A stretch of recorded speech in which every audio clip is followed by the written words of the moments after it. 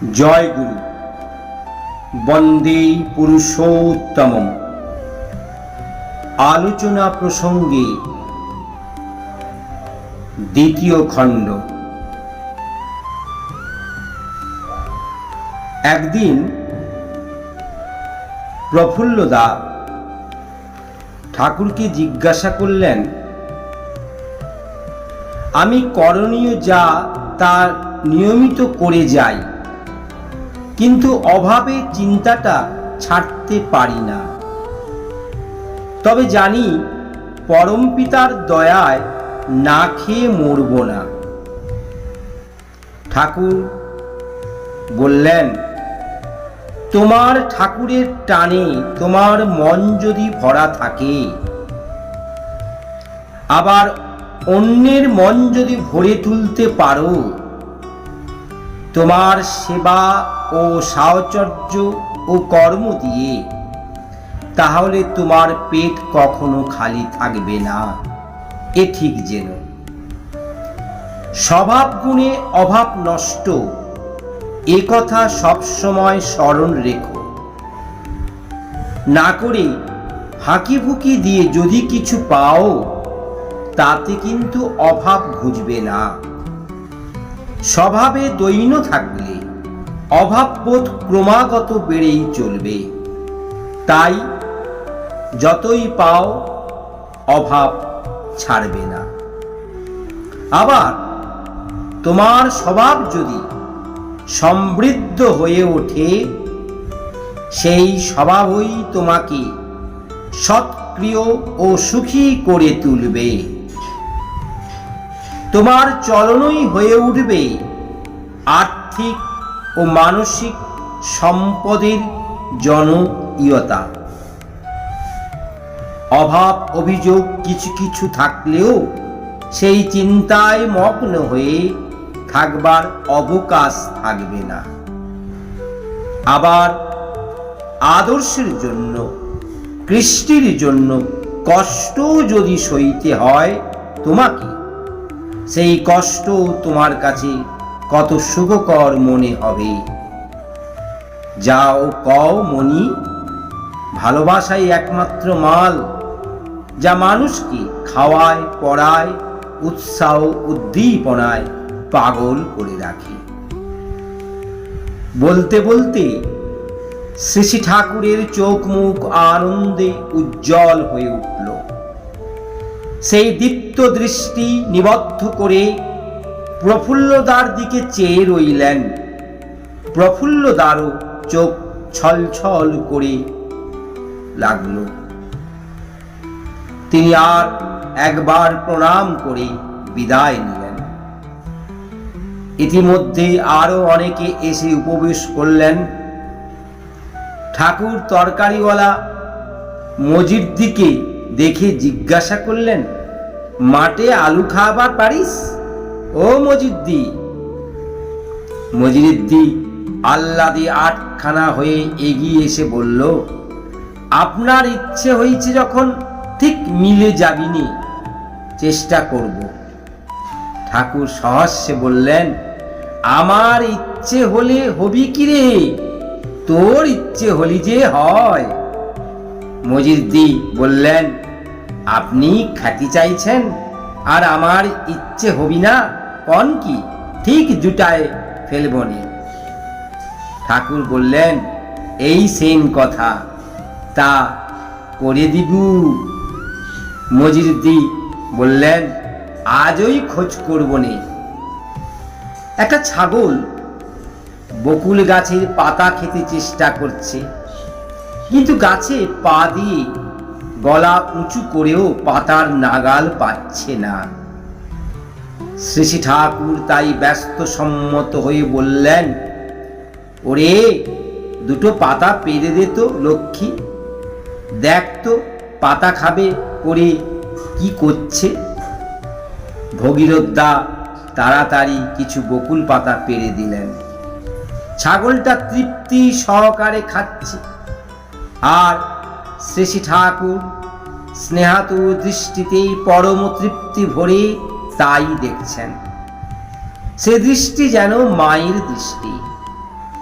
মা যেন নিজের নারী ছেড়িয়া ধনকে সামনে বসে ভালো জিনিসটা খাইয়ে তৃপ্তি সিক্ত হয়ে উঠেছেন। পাতা টাতা খেয়ে ছাগলটা গলা বাড়িয়ে দিয়েছে। ঠাকুর বললেন, বলতো এখন কি চায়? মঙ্গলদা বললেন, বোধহয় জল খেতে চায়। শ্রী ঠাকুর প্যারিদার দিকে চেয়ে বললেন, তুই বলতো। প্যারিদা বললেন, আরো পাতা খেতে চায়। ঠাকুর প্রবোধ বাগচিদার দিয়ে চেয়ে বললেন, তুই বলতো কি চায়? প্রবোধদা বললেন, ও আদর চায়। শ্রী ঠাকুর হাসি খুশি হয়ে বললেন, ঠিক ধরেছিস, তাহলে তুই যা, ওকে একটু আদর কর গিয়ে। প্রবোধদা গিয়ে ছাগলটার গলায় হাত বুলিয়ে দিচ্ছেন। ছাগলটা আরাম পেয়ে গলাটা আরো বাড়িয়ে দিল। ঠাকুর বললেন, দেখো দেখো, সোহাগ পেয়ে ওর চেহারাটা কেমন খোলতাই হয়েছে, কেমন সুন্দর দেখাচ্ছে। ভালোবাসা হলো স্বর্ণ সিন্দুরের মতো। স্বর্ণ সিন্দুর যেমন মধু দিয়ে মেরে খাওয়াতে না খাওয়াতে গায়ে বল হাউতে শুরু করে, আন্তরিক ভালোবাসার ছোঁয়াও তেমনি যেখানে লাগে সেখানেই তার সত্তা নাড়া দিয়ে ওঠে। কত অসৎ বজ্জাত আছে যারা স্বভাবের দোষে ভালোবাসা পেয়েও কৃতজ্ঞ হয়, ক্ষতি করে, কিন্তু ভালোবাসা তাদেরও ভালো লাগে। কেউ তাদের প্রতি কৃতজ্ঞ হোক এ কিন্তু তারা চায় না। প্রবোধদাকে পরে ঠাকুর জিজ্ঞাসা করলেন, তুই কি করে বুঝলি ও আদর চায়? প্রবোধদা বললেন, আমার এমনিই মনে হলো। ঠাকুর বললেন, আগে পশু পক্ষীদের ভাষা শিক্ষার রীতি ছিল আমাদের দেশে, সেসব এখন উঠে গেছে। ও খুব ভালো জিনিস। আমরা আজকাল মানুষকেই ভালো করে দেখি না, আর পশু পাখি তো দূরের কথা। বড় খোকার এসব ব্যাপারে খুব ইন্টারেস্ট ও অবজারভেশন আছে। কুকুর, গরু, বিড়াল, পাখি, সাপ, ব্যাঙ, বাঘ সব জন্তুরই আচার আচরণ কায়দাকরণ সম্বন্ধে অনেক কথা সে জানে। আর সে ফাঁকা কথা নয়, বাস্তবের সঙ্গে তার খুব মিল আছে। আবার কোন মানুষটা চলা চলতি রকম ও প্রকৃতি কেমন সে সম্বন্ধেও ওর খুব সুনির্দিষ্ট ধারণা আছে। অবজারভেশন যদি না থাকে, অর্থাৎ পর্যবেক্ষণ যদি না থাকে, তাহলে আমাদের কমন সেন্স অর্থাৎ সহজ জ্ঞান বাড়ে না। বই পড়ে যে জ্ঞান হয় সে অতি সামান্য। মানুষের চোখ, মুখ, নাক, কান যদি খোলা থাকে, চোখের সামনে প্রত্যক্ষ অনন্ত বৈচিত্র্যময় যে দুনিয়া তা যদি ভালো করে পড়ে, নিজের ইন্দ্রিয় ও মননকে সজাগ রেখে, তাহলে সে যে শিক্ষা লাভ করে তার তুলনা হয় না। আবার সঙ্গে সঙ্গে হাতে কলমে কর্ম ও সেবাময় সম্পর্ক যত বেশির সঙ্গে পাতাতে পারো, ততই তোমার বোধ প্রখর হবে। ধরো তুমি বাড়িতে একটা গরু পুষছ, তাকে খাওয়াচ্ছ, যত্ন করছো, তার মধ্য দিয়ে তোমার প্রভূত বাস্তব জ্ঞান গজিয়ে উঠবে।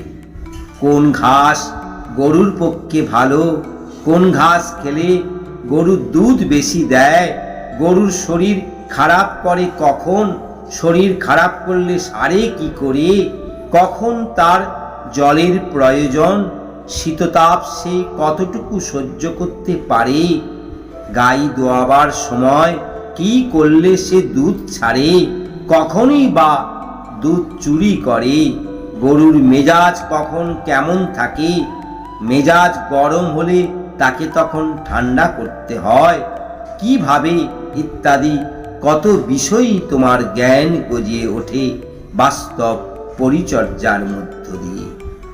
সব ব্যাপারেই এমনই। শিক্ষা যত বাস্তব, ব্যবহার, পরিচর্যা ও কর্ম ঘেঁষে হবে ততই ভালো। শিক্ষার পটভূমি আর্টিফিশিয়াল হওয়া ভালো নয়। বিদ্যালয়টা হবে একটা বাস্তব সমাজের মতো। সংসারে চলতে গেলে মানুষকে যত রকম কাজ কাম, দায় দায়িত্ব নিয়ে চলতে হয়, সেই সব কাজ কাম ও দায় দায়িত্ব সুষ্ঠুভাবে নির্বাহ করবার উপযোগী শিক্ষা লাভের অবকাশ রাখতে হয় বিদ্যালয়ে। বিদ্যালয়, গৃহ, সামাজিক পরিবেশ সবটা জুড়ে হবে যেন শিক্ষাক্ষেত্র। ছাত্র, অভিভাবক, শিক্ষক, সমাজের নেতৃস্থানীয় ব্যক্তিবর্গ সবার মধ্যে থাকবে অন্তরঙ্গ যোগাযোগ। এরা পরস্পরের পরিপূরক হয়ে ছাত্রের পূর্ণাঙ্গ শিক্ষার ভিত্তিভূমি রচনা করবে। আর সবটা নিয়মিত ও নিয়ন্ত্রিত হওয়া চাই। জীবন বৃদ্ধিদায়ক আদর্শ অনুপ্রেরণী উদ্দেশ্য নিয়ে। শিক্ষার এই গন্তব্য যদি ঠিক না থাকে, তাহলে ছাত্রের নানা শিক্ষণীয় বিষয়ের মধ্যে সঙ্গতির সূত্র খুঁজে পাবে না এবং অনেক জেনে শুনেও তাদের ব্যক্তিত্ব দানা বেঁধে উঠবে না। কি বলিস রাজেন? এই বলে শ্রী ঠাকুর একটু হাসলেন। রাজেন্দা বললেন, সে তো ঠিকই। এরপর ঠাকুর তামাক খেলেন। তারপর সহজভাবে রত্নেশ্বর দা কি বললেন, রত্নেশ্বর দা আজকাল গান টান করেন না? রত্নেশ্বর দা বললেন, একটু বিমর্ষ চিন্তাযুক্ত হয়েছিলেন। ম্লান মুখে উত্তর দিলেন, কখনো কখনো করি, লাগান একটা গান। রত্নেশ্বর দা হরিনাম নিয়ে গান করতে শুরু করলেন, আর ঠাকুর সেই গান গলায় গাইলেন একসাথে। রত্নেশ্বর দা গাইছেন, মেঘের ডাকি ডাক দিয়েছি আমারে, এই তো আমি দিলেম সাঁতার পথের পাথারে, আকাশের হাতছানি আর বাদল বাঁশরি উঠেছে ফুটে ডাকের মাঝে, তাই তো কি করি, এই তো আমি দিলেম সাঁতার পথের পাথারে। বাজের আগুন জ্বালিয়ে দিয়ে বুকের পাঁজরে, চলতে হবে চলার নেশায় পাগল হবরে, কাল বৈশাখীর নিকষ কালো কাজল আধারে, এই তো আমি দিলেম সাঁতার পথের পাথারে। গানের শব্দ শুনে আশ্রম প্রাঙ্গণ থেকে একদল ছেলে ছুটে আসলো। তারা মাতৃমন্দিরের সিঁড়ি দিয়ে উঠে দৌড়ে গেলেন। ঠাকুর ব্যস্ত হয়ে বললেন, দেখে উঠিস, পড়ে যাস না যেন। গান হচ্ছে। শ্রী ঠাকুর দূর আকাশের দিকে চেয়ে আছেন।